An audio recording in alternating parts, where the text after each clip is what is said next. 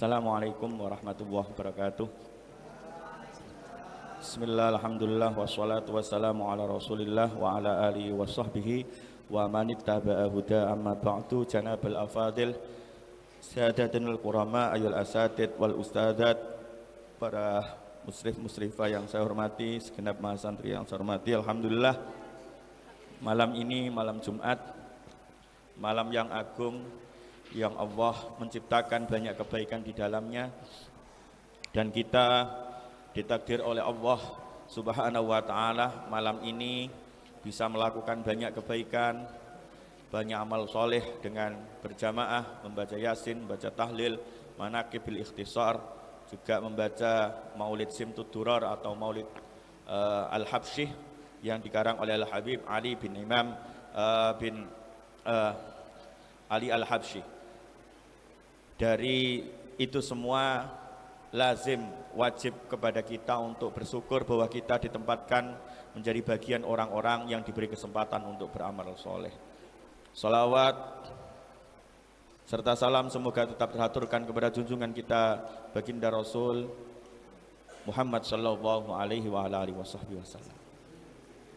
Malam ini kita mendapatkan berita duka bahwa Romo Yai Abdullah Munif Marzuki, putra dari guru kita Romo Yai Marzuki Zahid Langitan, meninggal dunia. Dan itu merupakan hal yang besar karena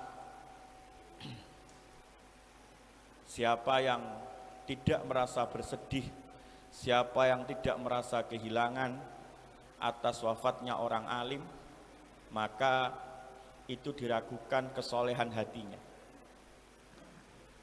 Bagaimana tidak, karena di dunia ini sebenarnya seperti yang jenengan nanti akan pelajari misalnya di Arba'in Nawawi itu, dan kita pernah bahas di minggu kemarin, dunia itu seluruhnya sebenarnya sedang dilaknat kecuali illa dzikrawah wa mawalah wal au aliman au muta'allim. Setiap meninggalnya orang alim itu selalu meninggalkan satu lubang, satu celah yang sulit sekali ditambal oleh kaum muslim. Karena orang alim itu ketika meninggal, maka beberapa ilmu yang beliau kuasai itu pasti juga hilang bersama meninggalnya beliau. Lah, tugas kita sebagai santri itu, tugas kita sebagai orang muslim itu adalah kemudian terus memproduksi orang-orang yang peduli pada agamanya. Jadi kita itu kadang-kadang mengaku iman kepada Quran, tapi seringkali kita meragukan isi Al-Quran. Ketika Al-Quran mengatakan yarfa'illahu alladhina amanu minkum walladhina utul ilma darajat, itu kita ragukan.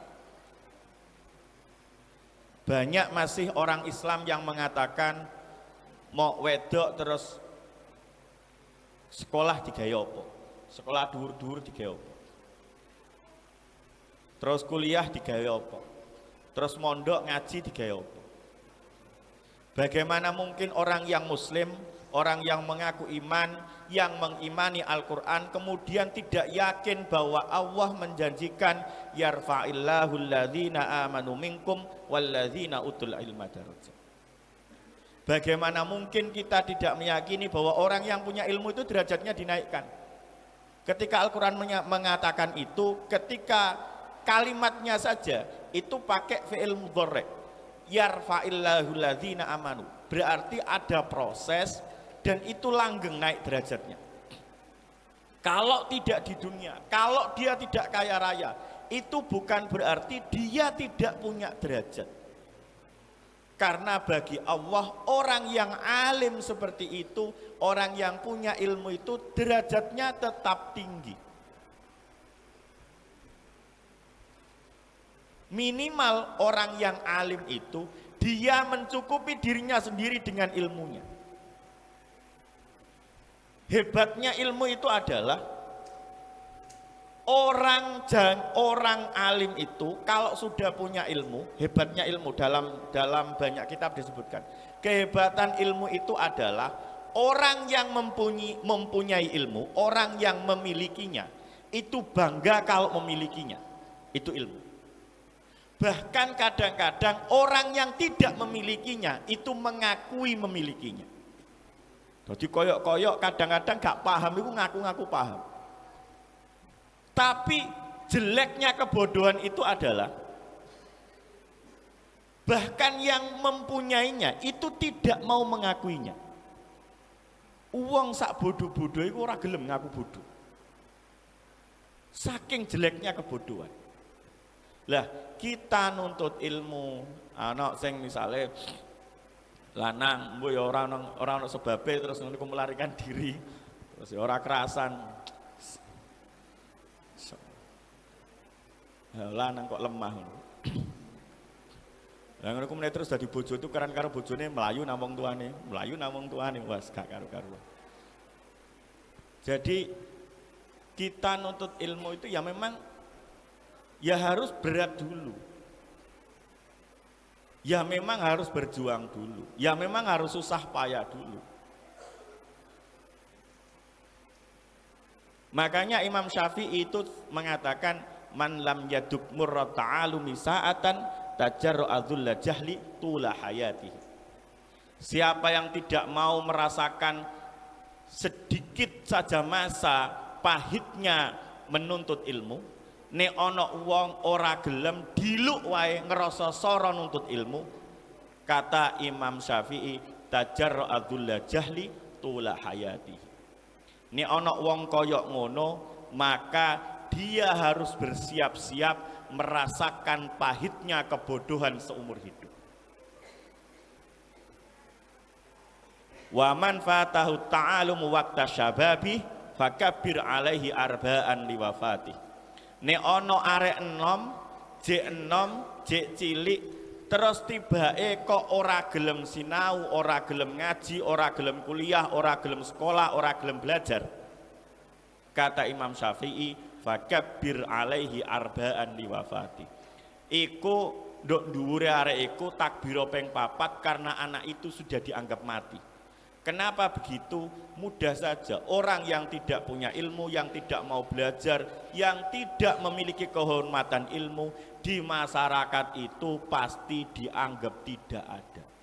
Jadi hidupnya juga tidak berguna, hidupnya juga tidak bermanfaat, hidupnya juga akan tidak terasa hidup.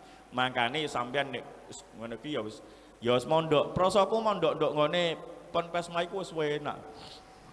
Apa maneh sing wedok sak kamar maksimal wong 4 loh, ana kamar mandi dalam, wis enak lah, wis enak seru ah.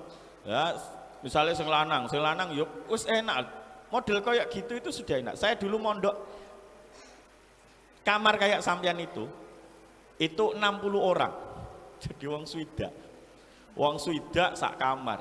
Nek turu orang tahu nang kamar, turu iku nek gak nduk ngene lapangan, ngono nek musola. Nek musola lapangan itu kan terbuka. Kadang nek waya udan iku malah sing bingung. Tangi-tangi wis gak ono koncone. Soale dhek saking ngantuke turu kudanan iku ora sadar. Nganggep disiram koncone. Ngono ku ngamuk-ngamuk nang kamar. Sopo sing nyiram aku? Padahal kudanan ora tangi. Lah. Terus kamar mandi itu saya ndak begitu yakin kalau antrinya kayak dulu. Saya dulu misalnya ono sak kamarku swidak. Nek antri kadang-kadang bahkan nggare wis jeding ono sing keturun. Ya karo ngadeg iku. Ya saking ngantuke antrine suwe sisan. Sak kamar mandi iso antri sampai wong 10. Saking jengkele kadang-kadang malah gayunge iku dicing diantrino. Dadi juwejer ngene. Wong iku sebelah kiri kanan delosor-delosor ora karu-karuan. Saking suwene. Nah, mondok nampon pesma model ngono kok ya ana sing ngomong gak kerasan, Pak. Mbok gak kerasan perkara koncone, mbok gak kerasan perkara pelajaran. Ini soal pelajaran saya begini. Jenengan semua yang misalnya kok ngerasa saya ini sudah kuliah mahasiswa, mosok diajari jilid 2. Mosok ngaji kok didrill huruf-huruf hijaiyah. Saya itu sudah kuliah mosok ngaji kok ya kitab cuwilik dimaknani Jawa terus dijelaskan. Percayalah bahwa itulah yang sampean butuhkan. Sampean ndak butuh bicara sing melangit. Filsafate Ibnu Sina, filsafate Ibnu Rus, Muqaddimah Ibnu Khaldun ora butuh. Lah buktine apa? Wong syarat rukune salate ora teteh. Bab sing mubtilatul wudu'e ora ngerti. Maca Quran ora iso, tapi muwedhi nek ngomong menurut Ibnu Sina, menurut Ibnu Rus, menurut menurut Imam Ghazali. Lah wong prek ketika ngomong Quran wis ora karu-karuan. Lah nek maca Quran ora iso terus mau pikirmu sing ado-ado. Yang wajib kita itu sholat. Salah satu bacaan yang wajib di sholat itu, yang masuk rukunnya sholat adalah Fatihah. Lah Fatihah itu ada lagi caranya supaya sah. Tidak sahlah orang yang membaca Fatihahnya tidak sah. Contohnya apa? Digeleki misalnya sampean belajar nek kitab fikih ada muru'atut tasdidat, menjaga tasdid. Tasdid Fatihah ono pira? Ya kudu diwaca kabeh. Ninggal siji ora sah. Terus kok sampean ngomong, "Pak nek gak ro lak tetep sah." Ya gak ro dosane loro. Siji ora gelem mau belajar, nomor loro macane salah, akhirnya gak sah. Nah, sing dibutuhkan itu dulu. Ojo terus mikir, "Pak kok cek repote sih hak kok nek kok dikongkon sampai nduk kene nek hak kudu bersih kok sampai segitunya." Karena perbedaannya nek Rahman sampean golek nek Rahman nggih kok itu kan maha pengasih. Coba sampean golek nek gawe hak iku pasti gawe nek Rahman gawe hak iku pasti maha pengasih. Nek Rohoma iku apa? Rohama karo rohoma. Nek rohoma iku apa? Rohoma iku nek ana manuk utawa etik ngendok terus digremi netes. Sampai kayak gitu. Lah macane kha karo ha. Nah, iku makane dibeneri makharajul huruf. Hak kok ngono kudu. Iku kudu bener. Makanya sampai segitunya makharijul huruf ya ditata, kabeh ya ditata. Lah kita hanya ingin apa? Dengan belajar yang dasar-dasar, belajar yang sedikit itu menjadikan ilmu kita manfaat karena kita pakai seumur hidup kita. Ilmu sing manfaat iku sing kanggo awake dhewe minimal manfaat. Terus sampean kene iso ngaji menawa-menawa mlebu Ponpesma jilid 2 tibake akhire lulus Ponpesma iso munggah nanggone Quran. Quran iso ngaji, iso mulang. Itu jenenge luwe manfaat maneh. Minimal nek gak iso ngono ya minimal Fatihah sampean bener. Jadi sampean nek ngerasa kok Fatihahku gek rada salah ya. Iku ke musrifnya minta diajari, coba Pak, coba Mas, coba Ustadzah kasih saya bacaan Fatihah yang kira-kira benar dalam ilmu tajwid, kira-kira bacanya gimana? Beneri dulu dasarnya itu. Nah, dengan meninggalnya kiai kayak begini ini, maka kita sadar betul. Lah wong Yai Abdullah Munif itu Al-Maghfurlah itu sekarang masih dalam perjalanan, orang saja sudah bingung nyambut kedatangannya. Loh, uang wis meninggal koyok ngono ae banyak yang kehilangan. Sampai nek misale uang sing koyok api itu contohnya kayak Sunan Ampel. Sunan Ampel itu meninggal ratusan tahun yang lalu. Tapi hari ini beliau yang sudah dimakamkan, yang sudah wafat iku jek ana gunane kanggo wong urip. Buktine apa? Buktine nanggone Ampel ana wong dodol jubah, ana dodol kurma, ana dodol minyak wangi, perkara makame Sunan Ampel. Lah nek kita yang masih hidup ora ana gunane, sampean isino karo beliau-beliau. Mosok sing wis ninggal wae manfaate koyok ngono iso nguripi wong sing urip. Lah sampean sing urip malah dadi masalah wong sing urip liyane. Kayak begitu. Lah, mari kita baca Fatihah hadiahkan kepada Romo Yai Abdullah Munif Marzuki. Semoga kita yakin beliau orang baik dan mungkin saja tidak butuh doa kita karena kesolehan beliau, tapi kita yang butuh barokah dari beliau. Ala hadiniyah wa ala kulli nasihat. Al-Fatihah.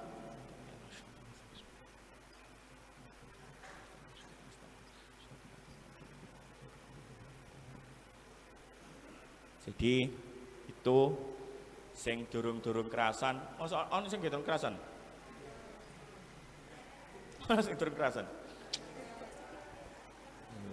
Ya tak titeni ono sing bendina disambang ku ya ono. Insyaallah ya. Ngono ku meneh nikah mosok ya ngono bendina disambang. Mengherankan. Oh suku wedene sakmene ya. Kita belajar mandiri lah, kita belajar mandiri, kita belajar bisa menyelesaikan masalah-masalah kita sendiri, ojo terus-terusan terus kemudian minta masalah itu diselesaikan orang lain, terutama orang tua. Kita sudah dibiayai, kita sudah dihidupi itu sejak 0 tahun sampai hari ini, sampai kita sebesar ini, mosok iya nyusahno terus. Wis dibandani ya masalah diselesaikan. Ono masalah karo koncone, saya yakin yang sing gak kerasan-kerasan itu masalah karo koncone. Jadi masalah karo koncone diselesaikan. Biar nanti kalau sudah dewasa juga kalau ada masalah dengan orang lain bisa menyelesaikan. Nek ono masalah karo hafalane diselesaikan, matur nang ustadzai, mau matur nang ustate, matur nang musrif-musrifai. Saya kalau misalnya hafalan harus sekian, saya boleh nggak nyicil aja yang paling pendek-pendek dulu. Jadi itu dulu. Nah, diselesaikan. Cara mengkomunikasikannya itu yang penting. Ndak berat, mondok ndok ponpes mayu gak berat. Wong apalanmu nggur akidatul awam wajib hafal enggak? Mboten ya. Tapi menela apal, satu dino akidatul awam mari maghrib terus apal terus. Sak lagu-lagune kula apal. Oh, lagune Pak Dul itu. Pasti apal itu, sak lagu-lagune. Dan kalau misalnya nanti apalan akidatul awam yang pernah mondok mungkin kan pernah ngapalkan yang lebih daripada itu. Sanawiyah, cilik jare cilik-cilik apalan imriti sing nabome luwe akeh. Malani Aliyah SMA dikon ngapalno Alfiyah Ibnu Malik sing jumlahe 1000 dikon ngapalno, Tawabel dikon ngapal nek gak apa wes. Jadi ya saya rasa hafalan sampean itu kalau tingkatan mahasiswa cilik seru. Tapi ya juga apa-apa lah, didik ngono gak kerasan, om tambah gimana tambah gak kerasan. Tuh, semoga kita peroleh ilmu yang manfaat, yang barokah, dan kita jadi orang yang manfaat untuk sesama. Cukup dari saya, hadanallahu wa iyyakum ajma'in, wallahu yuwaffiquna lima yuhibbu wa yardha, wallahu muwaffiq ila aqwamit thoriq. Assalamualaikum warahmatullahi taala wabarakatuh.